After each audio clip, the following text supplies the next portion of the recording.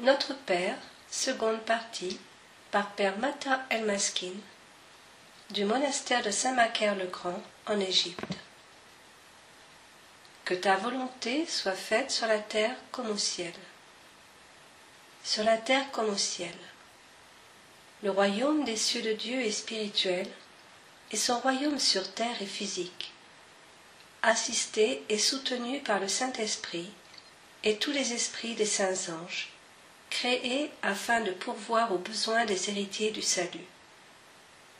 Ne sont-ils pas tous des esprits serviteurs, envoyés pour exercer leur ministère en faveur de ceux qui ont hérité le salut? Hébreux 1, 14. La relation entre le monde céleste et la terre est unilatérale. Nous sommes vus par les anges des cieux et nos gardiens spirituels, mais nous ne pouvons pas voir la création céleste et savons peu de choses à son sujet. Nous avons des connaissances sur les chérubins et les séraphins, les anges et les vastes déploiements des armées célestes qui par leur multitude ont sidéré les saints qui les ont aperçus. Ces guerriers célestes apparurent aux serviteurs du prophète Élisée alors qu'il était effrayé par l'armée des Syriaques, c'est-à-dire les Araméens. 2 Rois 6-17. Il nous a aussi été révélé que l'ange Gabriel se tient devant Dieu. Il est celui qui annonça la naissance du Seigneur à la Vierge Marie. Au 6e mois, l'ange Gabriel fut envoyé par Dieu dans une ville de Galilée du nom de Nazareth, chez une vierge fiancée à un homme du nom de Joseph, de la maison de David. Le nom de la Vierge était Marie. Luc 1, 26-27. L'archange Michel, le chef des anges, qui défend le peuple d'Israël, en référence à Daniel 12.1, combattit l'ennemi qu'il affrontait. Il est écrit aussi qu'il est le chef d'Israël. Daniel 10.21 et 11.1. Dans le passage où la Bible mentionne l'aide que reçut Daniel de la part d'un ange, Daniel 10.13, on y précise que l'archange Michel est l'un des premiers princes. De plus, il fut témoin avec l'ange de Daniel de la bataille contre le prince du royaume de Perse, le malin. Mais je t'annonce ce qui est inscrit dans l'écrit de vérité. Personne ne me prête main forte contre cela, excepté Michel, votre prince. Daniel 10, 21. L'archange Michel dut aussi contester avec le diable au sujet du corps de Moïse, car il voulait dévoiler à Israël le lieu où se trouvait le corps, pour que les gens se détournent de Dieu et adorent Moïse. Alors que l'archange ne trouvait pas d'accusation contre lui, il lui dit « Que le Seigneur te raboue » Jude 9. Les relations entre nous et les anges, qui sont classés selon les dons que Dieu leur a distribués, sont forts et beaucoup d'anges sont apparus sans que leur nom nous soit connu. Dans le livre de l'Apocalypse, on lit que l'archange Michel combattit Satan dans les cieux et le fit chuter de la place qu'il avait dans les cieux sur la terre. Apocalypse 12, 7, 9. On sait aussi que lorsque Dieu créa les nations et les distingua, il fit de Michel le chef d'Israël. Il apparaît donc que toute nation qui s'attache à Dieu est protégée par un ange particulier. La tradition ecclésiale dit que chaque ville est protégée par des anges. Il nous a été transmis qu'en Égypte, il existe l'église de l'ange du Nord, ce qui correspond à l'ange gardien de la zone nord du Caire, et l'église de l'ange du Sud, c'est-à-dire l'ange gardien de la zone sud du Caire. Toutefois, de manière générale, on sait peu de choses sur les anges, et peu de gens les ont vus. Le royaume des cieux est empli d'anges de différentes catégories, qui ont leur propre louange. Que ta volonté soit faite sur la terre comme au ciel. Cette phrase exprime le souhait que la volonté de Dieu soit exaucée, car elle est l'avènement de son royaume sur terre comme au ciel, de manière spirituelle, sainte, et dans la louange perpétuelle en unisson avec les anges pourvoyant aux besoins des héritiers du salut promis, afin que le règne de Dieu vienne sur terre comme au ciel. Les obstacles dans l'Église et le relâchement de ceux qui la constituent sont les raisons du retard du Christ à revenir sur terre pour son avènement. Je vous le dis, il leur fera justice bien vite, mais quand le Fils de l'homme viendra, trouvera-t-il la foi sur la terre? Luc 18:8. Le Christ prophétisa la perte de la foi à la fin de l'époque dans laquelle nous vivons, ce que nous pouvons voir et entendre. Le monde entier obéit au diable, et rares sont ceux qui demandent que le règne de Dieu vienne et que sa volonté soit faite sur la terre comme au ciel. Les anges attendent, désolés de l'état dans lequel se trouvent les humains, qui furent créés à l'image de Dieu. Donne-nous aujourd'hui notre pain essentiel. Le Christ pointa du doigt la maladie qui prévaudra dans le monde, tout en contrariant la venue du royaume de Dieu.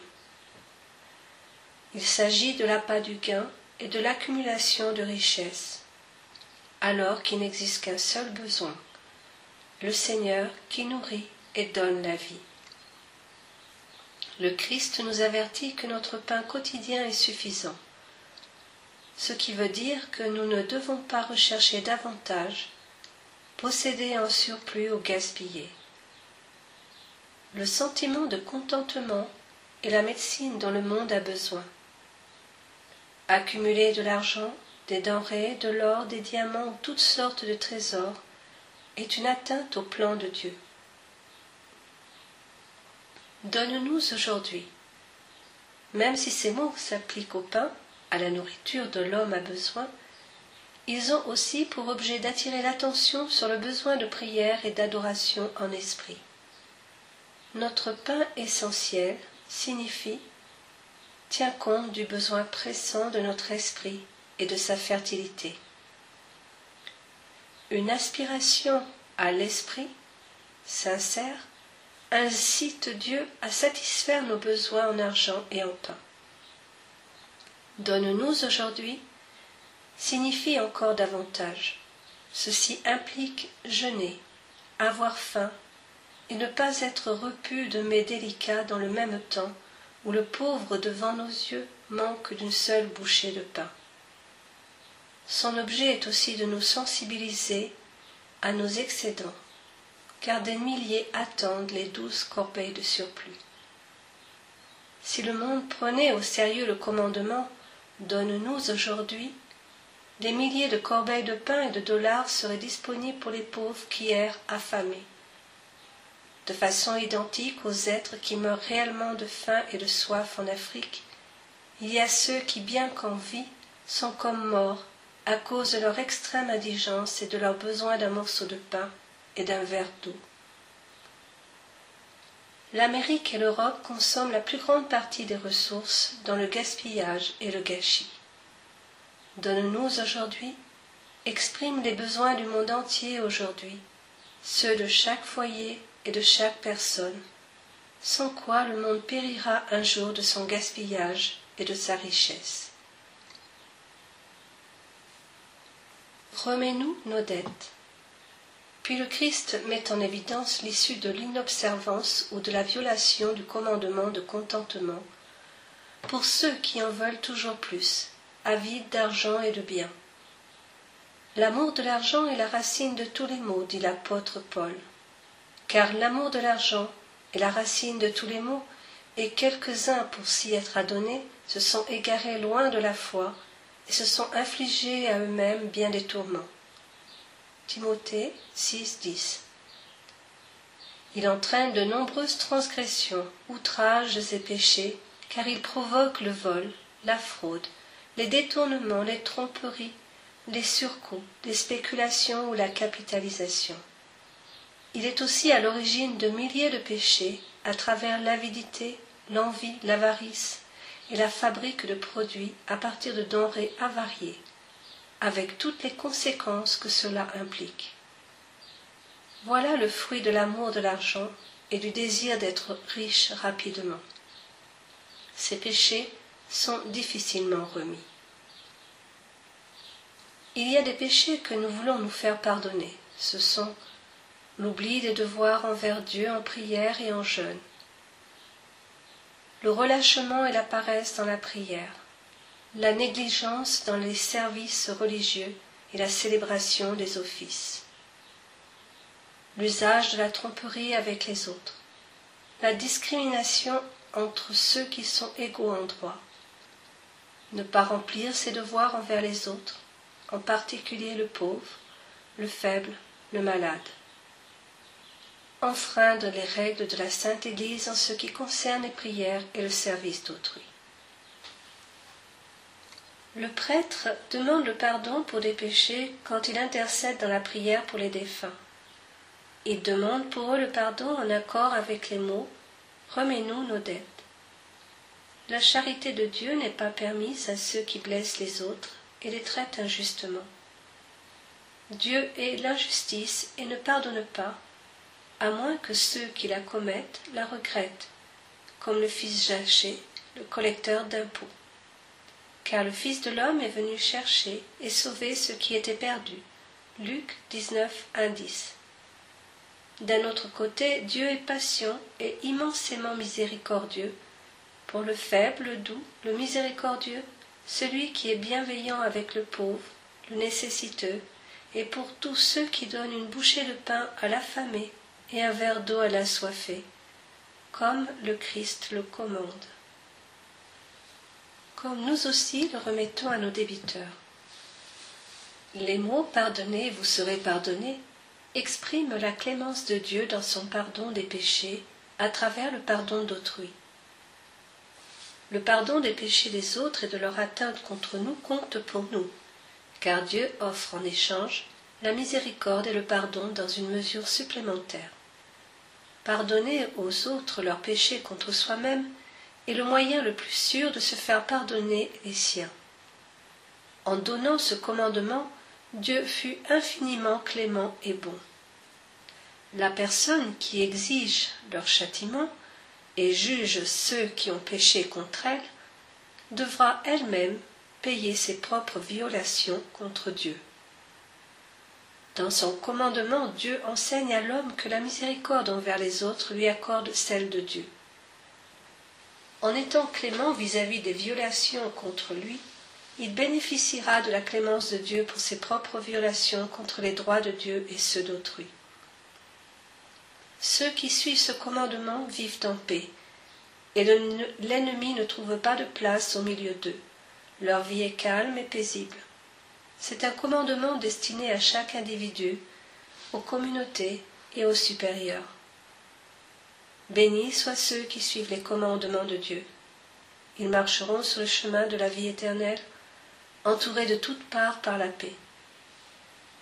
Quant à ceux qui se querellent, qui demandent le châtiment des coupables, alors qu'eux-mêmes commettent des violations, sont injustes et ne sont pas disposés à céder aux autres le moindre de leurs droits, ils finiront jugés sévèrement et devront payer chacune de leurs transgressions. Et ne nous laisse pas entrer dans l'épreuve, mais délivre-nous du malin. L'ennemi a le pouvoir de nuire à nous, à nos enfants ou à nos biens. Le seul moyen pour échapper à son emprise est une continuelle requête et une fervente supplication dans chacune de nos prières à Dieu. Et ne nous laisse pas entrer dans l'épreuve, mais délivre-nous du malin. L'ennemi a le pouvoir de nuire à nous, à nos enfants ou à nos biens. Le seul moyen pour échapper à son emprise est une continuelle requête et une fervente supplication dans chacune de nos prières à Dieu, afin qu'il ne permette pas que l'ennemi nous fasse du mal. Le Seigneur nous enseigne comment prier afin que nous puissions être protégés des attaques injustifiées du démon. Celui qui néglige la prière, les demandes de miséricorde et de ne pas être abandonné au pouvoir de l'ennemi, facilite l'action du diable contre lui et lui donne même pouvoir sur lui. Seul Dieu peut détourner l'autorité du diable qui nous assaille. Ce n'est qu'en implorant matin et soir pour recevoir la miséricorde de Dieu et être libéré du pouvoir de l'ennemi que l'on trouve une issue, car il est impuissant contre celui qu'il trouve debout à prier Dieu avec constance, matin et soir, Il tremble à la vue de celui qui garde le saint nom de Dieu et qui en fustige le diable. Dieu n'exauce pas la prière des hautains, des injustes, des prétentieux satisfaits d'eux-mêmes ou de leur pouvoir. Il les laisse en proie à l'ennemi et s'ils l'appellent, ils ne seront pas entendus. Cela vaut aussi pour ceux qui commettent l'iniquité et font le jeu de l'ennemi. Si quelqu'un consent à commettre l'injustice, qu'il est impitoyable envers ses frères et les faibles, alors c'est qu'il s'acoquine au malin et donne à l'ennemi l'occasion de le maltraiter. Il appellera au secours, mais Dieu restera sourd. Il en sera de même pour celui qui raille la chasteté, la sainteté, les qualités caractéristiques des enfants de Dieu, qui demande que nous soyons saints et purs, afin que sa sainteté, sa miséricorde et son amour puissent nous recouvrir. Léonté, qui s'obstine dans les passions et fornique sans crainte de Dieu, appellera au temps où le malin l'opprimera, mais ce sera sans effet. Il ne recevra aucun secours, car il a perdu en même temps que sa chasteté et la tempérance, son lot de miséricorde divine. Tout ce qui est hors des limites de la chasteté est fornication. Soit une personne est chaste, soit elle fornique, car le démon de l'impureté est embusqué pour frapper l'homme de ses flèches, depuis son enfance. La chasteté et l'impureté sont des traits de caractère qui apparaissent dans l'enfance, qui se renforcent et dominent au cours de la jeunesse et culminent à l'âge adulte. Il en va de même pour les hommes et les femmes, car l'impureté peut les ravir tous les deux.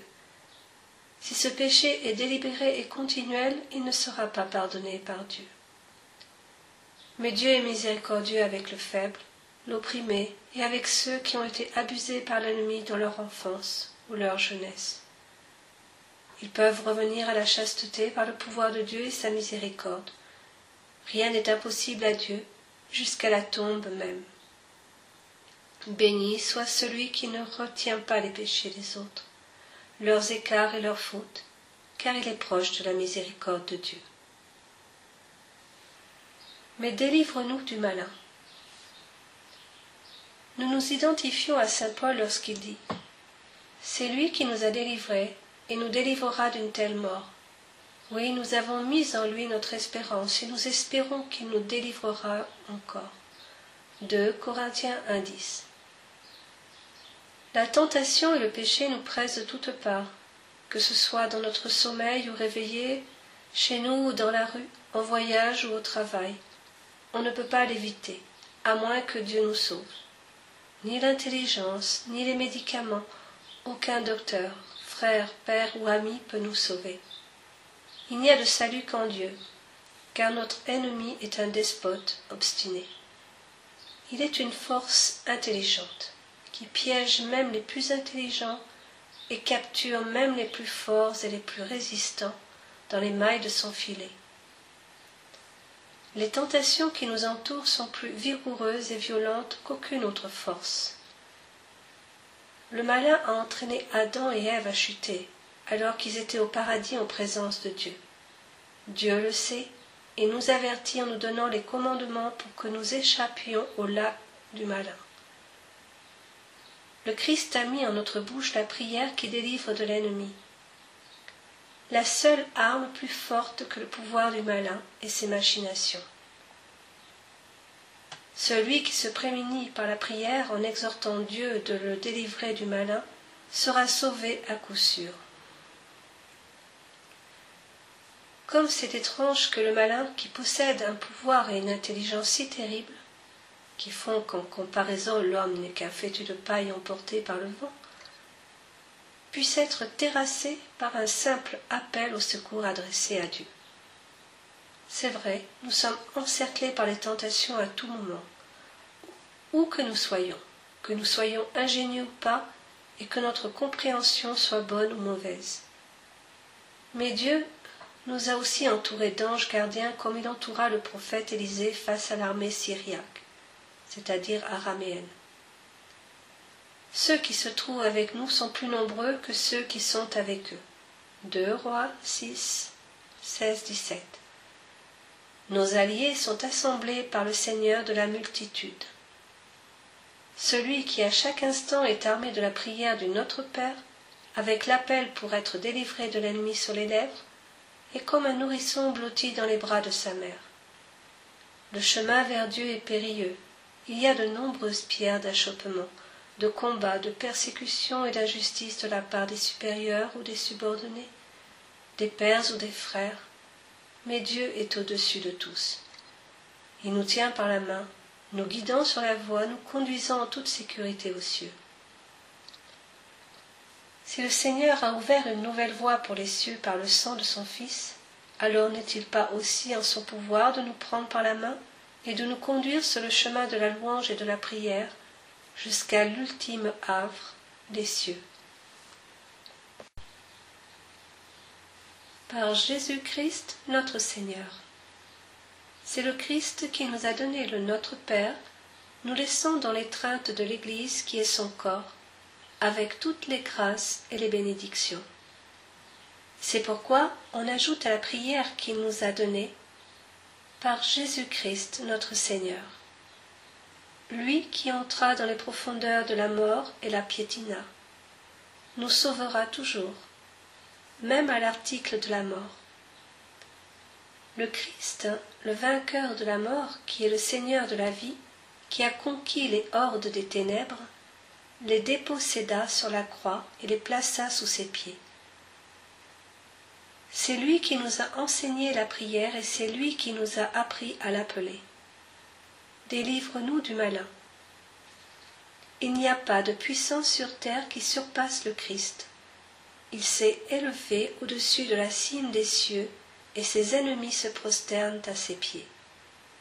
Il emplit de grâce, puissance et salut celui qui implore et prie comme il nous l'a commandé. Les tentations et les péchés nous cernent et le malin, l'ennemi, est à l'affût guettant chacun de nos mouvements. Mais le Christ nous a sauvés et continuera à le faire, car il a ressenti toutes les faiblesses humaines et éprouvé directement la violence de l'ennemi. C'est pour ça qu'il abandonna son corps sur la croix et s'offrit lui-même à la mort en rançon devant Dieu, nous rachetant pour chaque tentation, afin que chaque péché soit pardonné. L'homme qui est faible l'emporte sur le malin en s'attachant au Christ et en implorant le salut.